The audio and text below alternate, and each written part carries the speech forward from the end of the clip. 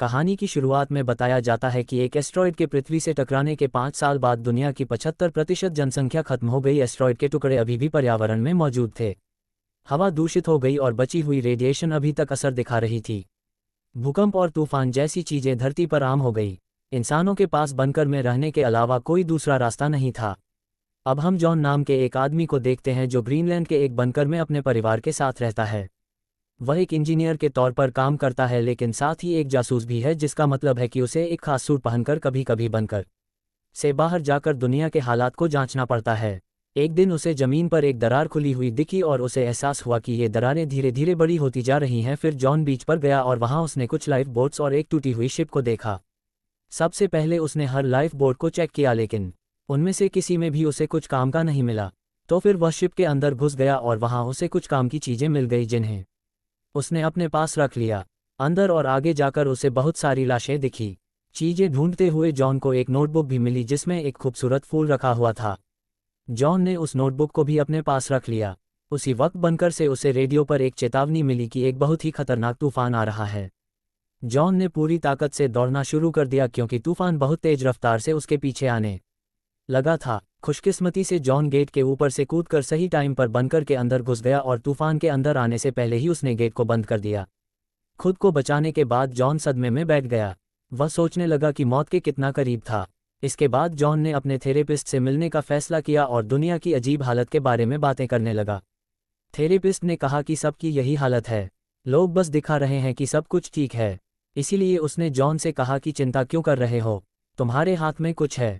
अपने परिवार के साथ ज़्यादा से ज़्यादा समय बिताओ, खुलकर जियो। इसी बीच जॉन की पत्नी एलिसन दूसरे बंकर में बैठी लीडर्स के साथ मीटिंग कर रही थी, जहां सब लोग बातचीत कर रहे थे कि खाने पीने की चीज़ें खत्म होने लगी हैं। तभी एलिसन को एक मैसेज मिला जिसमें लिखा था कि जॉन सही सलामत वापस आ चुका है। उसी मीटिंग में डॉक्टर अमीना ने साइंटिस्टों से मिली जानकारी दी जो उसे दूसरे बंकर से मिली थी। वो एस्ट्रॉयड से बने हुए खड्डों के बारे में थी। इन खड्डों का साइज और गहराई उन्हें तूफान से बचाएगी और मुमकिन है कि जहरीली हवा भी उनका कुछ खास नहीं बिगाड़ेगी। इसीलिए वह जगह रहने के लिए बढ़िया हो सकती हैं। लेकिन एडमम ने याद दिलाया कि यह गड्ढे तो फ्रांस में है और पूरे यूरोप में लड़ाई चल रही है। तभी अचानक एक भूकंप आया और पूरा बंकर हिलने लगा। लेकिन सब लोग सिर्फ इंतजार कर रहे थे कि भूकंप कब रुकेगा और फिर अपने काम में लग गए मानो ये बिल्कुल आम बात हो। मीटिंग में कोई कहने लगा कि यह भूकंप और ज़्यादा तेज होने लगे हैं। फिर एलिसन ने सबको याद दिलाया कि बाहर कुछ लोग अभी भी फंसे हुए हैं, हमें उनकी भी मदद करनी होगी। लेकिन एडमम कहने लगा कि हमारे पास और लोगों को रखने के लिए चीज़ें नहीं हैं और साथ ही वह आएंगे पता नहीं किस तरह की बीमारी ले आए, इसीलिए इस चीज़ को तो छोड़ देना चाहिए। लेकिन एलिसन कहने लगी कि वोटिंग करके ही पता चलेगा लोग क्या चाहते हैं। हाथ उठे और ज़्यादातर लोगों ने एलिसन का साथ दिया। इसीलिए ये तय हुआ कि कल बर्फ़ पर चलने वाली एक गाड़ी को भेजा जाएगा। बाद में जब जॉन बंकर की पाइप्स को ठीक कर रहा था, तभी एलिसन ने अपने बेटे नेथन को बाहर देखा। इस बात से वह बहुत गुस्सा हुई कि बीमार हो जाओगे, अंदर आओ जल्दी। अंदर अपने कमरे में नेथन टॉर्च का इस्तेमाल करके अपनी बेडशीट में किए गए छेदों से लाइट मार रहा था, जिससे ऊपर की दीवार पर सितारे बन जाते और उसे ऐसा महसूस होता कि वह आसमान को देख रहा है। अगले दिन जॉन ने बंकर की दीवारों पर कुछ दरारें देखी। इसी बीच बंकर से भेजी हुई एक गाड़ी बाहर गई और कुछ लाचार लोगों को बचाकर वापस आने लगी।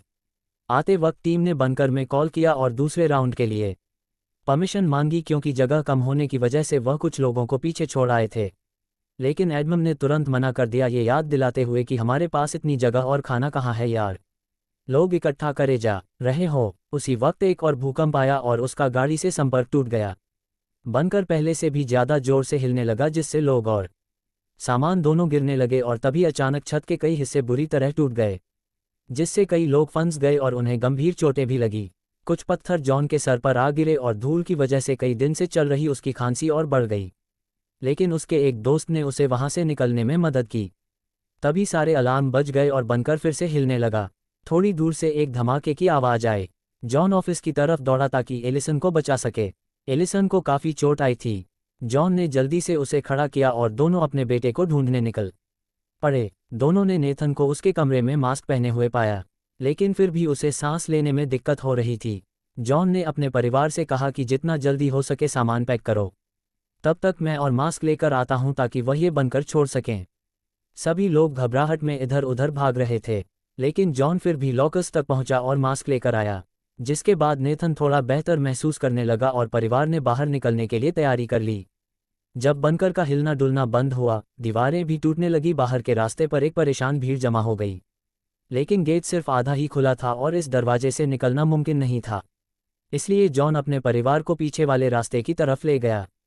बदकिस्मती से पीछे का रास्ता भी टूट गया था। कोई और रास्ता ना होने की वजह से जॉन ने अपने परिवार को रेंगते हुए आगे बढ़ने को कहा। जैसे तैसे वह लोग दरवाजे के पास पहुंचे और जॉन ने दरवाजे का बटन दबाया। लेकिन भारी इंजन की वजह से बंकर और बुरी तरह टूट गया। पर कम से कम वह लोग सही सलामत बाहर पहुंच गए। बाहर भी तगड़ी भगदड़ मची हुई थी। जब जमीन में पानी के धमाके होने लगे तो दोनों ने नेथन को खो दिया और उसे ढूंढने के लिए वापस भागे। उन्होंने देखा कि नेथन अमीना की मदद कर रहा था जो गिर गई थी। वो लोग अमीना को भी अपने साथ ले गए और बीच की तरफ भागने लगे। यहाँ बचे हुए लोग बोट्स पर चढ़कर अपनी जान बचाने की कोशिश कर रहे थे। इतने ज़्यादा लोग इकट्ठा हो गए कि एक बोट तो पलट ही गई, जिसके बाद वह सभी लोग पानी में जा गिरे। कुछ बेचैन और मजबूर लोग इस मौके का फ़ायदा उठाकर एडमम का मास्क छीनने की कोशिश करने लगे। इसलिए एलिसन और जॉन उसे बचाने के लिए दौड़े, पर फिर एक आदमी ने जॉन पर झपटकर उसका मास्क छीन लिया। लेकिन फिर भी किसी तरह वो और एलिसन एडमम को खींचकर किनारे तक ले आए। अब सिर्फ एक ही बोट बची थी तो जॉन अपने परिवार और कुछ लोगों को जल्दी से उस पर चढ़ने का रास्ता दिखाने लगा। एलिसन ने चाहा कि जितने ज़्यादा लोगों को वह बचा सकें उतनों को बचा लें। लेकिन कैप्टन बोल पड़ा कि ज़्यादा वजन हो जाएगा, बोट डूब जाएगी। इसलिए मजबूरी में लोगों के मुंह पर ही दरवाज़ा बंद करना पड़ा। बाहर खड़े लोग बोट से चिपक गए जब तक बोट चल नहीं पड़ी। उसी पल एक बहुत बड़ी लहर सामने आई और बीच से टकराकर उन लोगों को अपने साथ ही ले गई। जॉन की बोट भी उस लहर में जोर से इधर उधर उछली। लेकिन कैप्टन ने जैसे तैसे बोट को संभाले रखा और वह लोग सुरक्षित तरीके से आगे बढ़ते रहे। थोड़ी देर बाद जॉन ने एक डिवाइस का इस्तेमाल करके कंफर्म किया कि यहाँ हवा की क्वालिटी सही है, इसीलिए वह अपने मास्क उतार सकते हैं। फिर सारे बैठकर बात करने लगे कि कहाँ जाना चाहिए, और क्योंकि आइसलैंड खत्म हो चुका था इसीलिए उन्होंने तय किया कि उनकी सबसे नज़दीकी मंजिल इंग्लैंड है। कुछ घंटे बाद बोट ने काम करना बंद कर दिया, पर फिर जॉन ने इंजन चेक किया और उसे ठीक कर दिया जिससे वह दोबारा अपना सफ़र जारी रख सके। जब रात हुई तो नेथन बहुत खुश हुआ क्योंकि आखिरकार उसे तारे दिख ही गए। कुछ दिन बाद बोट फिर से रुक गई क्योंकि उसमें तेल खत्म हो गया था। अब किसी के पास कोई रास्ता नहीं था तो उन्होंने बोट को समुद्र की लहरों के भरोसे छोड़ दिया कि वह उन्हें कहीं तो लेकर जाएंगी।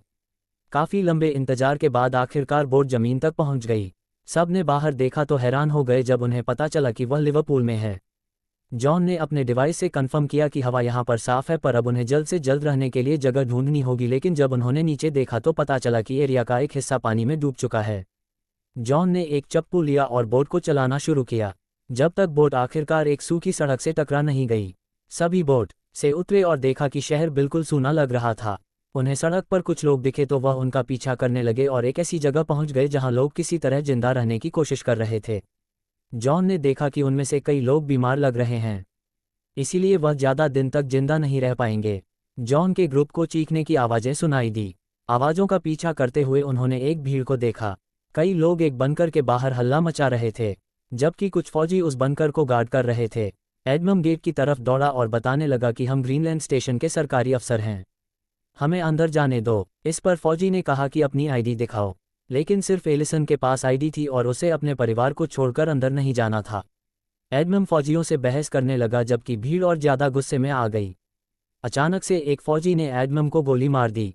जब भीड़ में खड़ा एक दूसरा इंसान ज़बरदस्ती अंदर घुसने की कोशिश करने लगा तो उसे भी गोली मार दी गई। सोल्जर्स ने गेट बंद कर दिया और अलार्म बजना शुरू हो गया। उसी वक्त आसमान में आता हुआ एक तूफान दिखाई दिया और भीड़ घबराकर भागने लगी।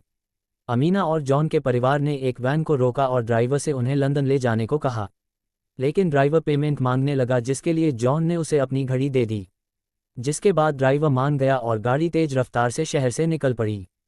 समय रहते वह लोग तूफान से भी बच गए। एलिसन नेथन को गले लगाकर तसल्ली दे रही थी कि सब सही हो जाएगा, जबकि एमिना एडमम के लिए बहुत दुखी थी। ड्राइवर ने बताया कि लोग इतने मजबूर हो चुके हैं कि खाने के लिए किसी को भी मार देंगे। कुछ घंटे बाद वैन जंगल के बीच में थोड़ी देर के लिए रुक गई। तब जॉन ने ड्राइवर से पूछा कि तुम्हें फ्रांस की हालत के बारे में कुछ पता है, पर ड्राइवर कहने लगा कि वो इलाका बहुत ज़्यादा खतरनाक है और मुझे तो एस्ट्रॉयड के खड्डे वाली वह बात झूठ सी लगती है कि वहाँ पर बहुत बढ़िया ज़मीन है, पानी है, सब कुछ है।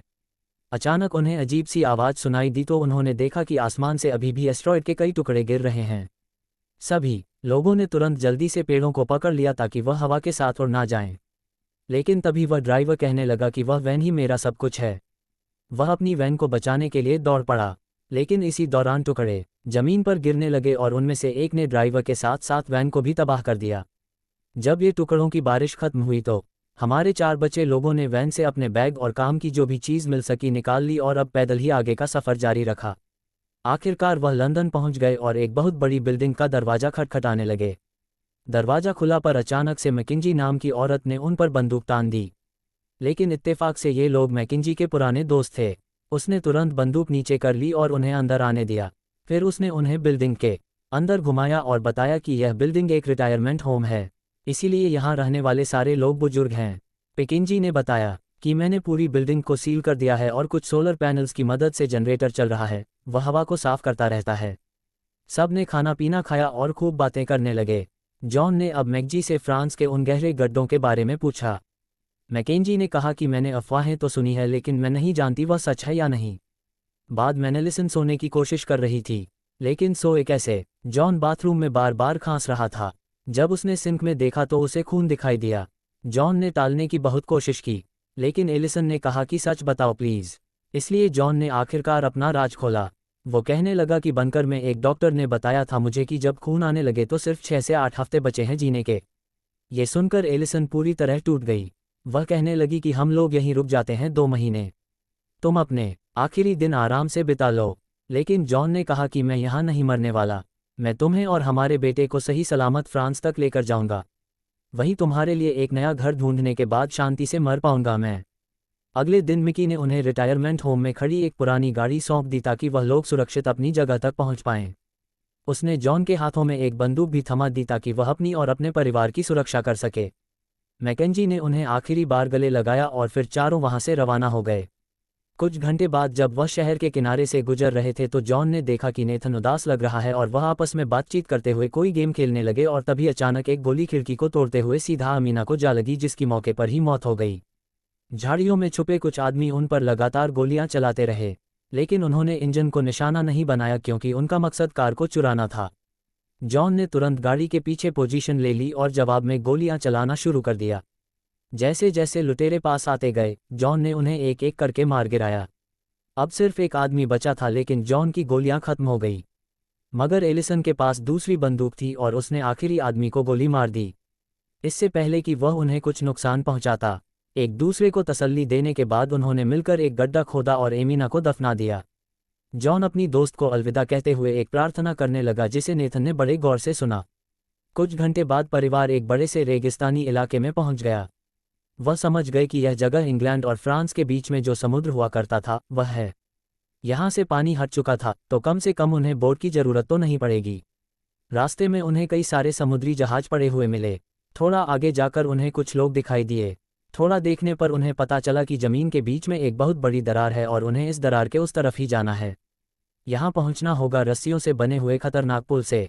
ये देखकर नेथन बहुत ज़्यादा डर गया और कहने लगा कि मैं नहीं जा रहा उधर। तब जॉन उसे हिम्मत देते हुए सबसे पहले गया। पूरे परिवार ने धीरे धीरे संगीत बहुत संभल कर रस्सी पार करना शुरू किया। जब जॉन को अचानक से खांसी आई तो वह लगभग फिसल ही गया था, लेकिन उसने तुरंत खुद को संभाला। तभी अचानक बहुत तेज हवाएं चलने लगी और हवा ने पुल को जोर जोर से हिलाया, लेकिन अभी भी सबने खुद को किसी तरह बचाए रखा। किस्मत से हवा जल्दी ही रुक गई और परिवार आगे बढ़ता रहा और बीच में एक चट्टान तक पहुंच गया। वहां से 2 सीढ़ियां दूसरी तरफ जा रही थी। वह लोग सीढ़ियों के बीच में ही पहुंचे थे। अचानक से जोरदार भूकंप आ गया। किस्मत से तीनों में से कोई नहीं गिरा। वह तीनों आगे बढ़ने लगे ही थे कि तभी अचानक से दूसरा भूकंप आया। इस बार दोनों तरफ की चट्टानें टूटने लगी। जल्द ही रस्सियों से बना हुआ वह पुल भी टूट गया। कई सारे लोग खाई में नीचे गिरकर मर गए। दूसरी सीढ़ी पर मौजूद एक आदमी ये देखकर डर गया और उसने जल्दी से दूसरी तरफ पहुंचने के लिए अपने आगे लगे हुए आदमी को धक्का देकर खाई में दिया। लेकिन फिर वह सीढ़ी पूरी फिसलने लगी, इसीलिए वह आदमी छलांग मार के नेथन के ऊपर कूद गया। इसी के साथ दूसरी सीढ़ी नीचे खाई में गिर गई। परिवार ने नेथन को पकड़ के रखा जबकि वह आदमी फिसलकर अपनी मौत की तरफ चला गया। नेथन को उसके माँ बाप ने वापस ऊपर चढ़ने में मदद की और फिर किसी तरह सीढ़ी को पार कर लिया। अब उनके पास पैदल चलने के अलावा कोई चारा तो था नहीं, लेकिन चाहे वह जितना भी चलते जाएं सिर्फ एक वीरान जमीन ही नजर आती थी। तभी अचानक से उन्हें गोली चलने की आवाज़ सुनाई दी और उन्होंने डेनिस नाम के एक आदमी को उन पर बंदूक ताने हुए देखा, लेकिन उसने बंदूक को नीचे कर लिया जब उसे एहसास हुआ कि यह लोग लुटेरे नहीं है। वो उन्हें सीधा अपने घर ले गया। कुछ ही देर में जॉन और उसका परिवार फ्रांस पहुंच गया। डेनिस फिलहाल एक पुरानी फैक्ट्री में रह रहा था जिसे वह एक गाड़ी के इंजन से पावर देता। डेनिस ने उन्हें अपनी बेटी कमील और पत्नी से मिलवाया। उसकी पत्नी पर रेडिएशन का बुरा असर हुआ था। वह व्हीलचेयर पर थी और कुछ बोल भी नहीं पाती थी। डिनर के दौरान डेनिस को पता चला कि जॉन का परिवार एस्टेरॉयड से बने हुए खड्डों तक पहुंचना चाहता है। उसने उन्हें चेतावनी दी कि वह इलाका बहुत ज़्यादा खतरनाक होगा। हर तरफ से लोग खड्डे पर कब्जा करने के लिए एक दूसरे को मार रहे होंगे। वहीं कमील नेथन को अपने कमरे में ले गई और उसे अपनी सारी कूल चीज़ें दिखाने लगी। बदले में नेथन ने भी उसे अपनी छेद की हुई वह चादर दिखाई जिसके नीचे टॉर्च मार के आसमान में तारे दिखते हैं। अगली सुबह डेनिस ने जॉन को एक मैप दिया और उस पर सबसे कम खतरनाक रास्ते को दिखाने लगा। उसने आर्मी में अपने एक पुराने दोस्त का नाम भी बताया जो अब एक बड़ी पोस्ट पे है। साथ ही उसने जॉन को अपनी एक पुरानी फ़ोटो भी दी अपने दोस्त के साथ, ताकि वह ये साबित कर सके कि वह डेनिस को जानते हैं। हो सकता है उन्हें मदद मिल जाए। अचानक डेनिस ने रोते हुए जॉन से एक गुजारिश की, क्या तुम लोग कमील को भी अपने साथ ले जा सकते हो? वो खुद अपनी बेटी को उस खड्डे तक ले जाना चाहता है, लेकिन उसे यहीं रहकर अपनी पत्नी का ख्याल रखना होगा। जॉन थोड़ा हिचकिचाया, लेकिन एलिसन फौजियों ने उन्हें घेर लिया। कमील ने अपने पिता के जनरल दोस्त का नाम लिया और फौजियों को मना लिया कि वह उन्हें एरिया क्रॉस करने में मदद करें। रात तक वह लोग एक लड़ाई के मैदान में पहुंच गए जहां आर्मी कुछ लोगों से लड़ रही थी। एक फौजी उन्हें पीछे से ले गया ताकि वह बिना किसी की नज़र में आए जंगल से गुजर सकें। जब उनके पास एक धमाका हुआ तो उन्हें रुकना पड़ा, लेकिन जल्द ही उन्होंने दोबारा चलना शुरू किया और फिर कुछ तारों को पार करके और ज़्यादा खतरनाक एरिया में पहुंच गए। अब उन्हें गोलियों और धमाकों से बचने के लिए जितनी तेज हो सके उतनी तेज दौड़ना पड़ा। हर तरफ लोग मर रहे थे और तभी परिवार ने एक आदमी को आग की लपेट में देखा। फिर उनके साथ वाले फौजी ने बंकर में कॉल करके बताया कि मेरे साथ सिविलियन है और कुछ दूसरे फौजियों ने उन्हें आगे बढ़ते रहने को कहा। जितना हो सकता था वह उन्हें कवर देते रहे। वह सब आगे बढ़ते हुए जंग के लिए तैयार की गई एक सुरंग तक पहुंच गए, जहां जॉन बुरी तरह खांसने लगा और लगभग गिर पड़ा। सुरंग के अंदर से गुजरते हुए उन्हें कई लाशें मिली। आखिर में वह एक सीढ़ी तक पहुंचे और उनके साथ आए हुए फौजी ने उन्हें जंगल में भेज दिया, ये कहकर कि बस सीधे चलते रहना जब तक कैंप ना मिल जाए। सुबह होने पर वह आखिरकार मिलिट्री कैंप तक पहुंच ही गए। कमील ने कुछ पहाड़ों की तरफ इशारा किया जो पहले वहां नहीं थे, और जॉन ने हिसाब लगाया कि वह अपनी मंजिल के बहुत करीब आ चुके हैं।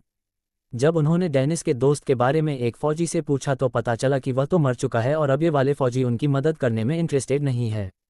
इसलिए जॉन ने उन्हें बताया कि मेरे पास कुछ ही दिन बचे हैं भाई, मैं बस अपने परिवार को बचाना चाहता हूँ। एक आदमी ने उन पर तरस खाया और उन्हें अपनी बस में जगह दे दी। जॉन का परिवार और कुछ और लोग बस में बैठ गए जो उन्हें उनकी मंजिल तक ले जाएगी, लेकिन रास्ते में ही एक धमाका होने की वजह से सफ़र रुक गया। अचानक बस को कुछ लुटेरों ने घेर लिया। इसके लिए एक फौजी बाहर निकलकर लड़ने लगा, लेकिन लुटेरों ने उसे तुरंत गोली मार दी। फिर एक बदमाश ने ड्राइवर को भी मार दिया और सभी को बस से उतरने पर मजबूर किया। जॉन ने अपने परिवार को तो बाहर भेज दिया, लेकिन खुद पीछे ही रुक गया ताकि उस लुटेरे पर झपट सके। आवाज़ सुनते ही बाहर जब एक दूसरे लुटेरे ने अंदर जाने की कोशिश की तो पैसेंजर्स में से एक ने उसके सर पर पत्थर दे मारा। तभी बस के अंदर से 2 गोलियां चलने की आवाज़ आई। जॉन अपने हाथ में बंदूक संगीत लिए बाहर निकला और सब लोग खुश हो गए, लेकिन जॉन को भी गोली लग चुकी थी। सब लोग बस में बैठ गए। नेथन ने जॉन के जख्म पर दबाव बनाए रखा जबकि एलिसन ने बस चलाई।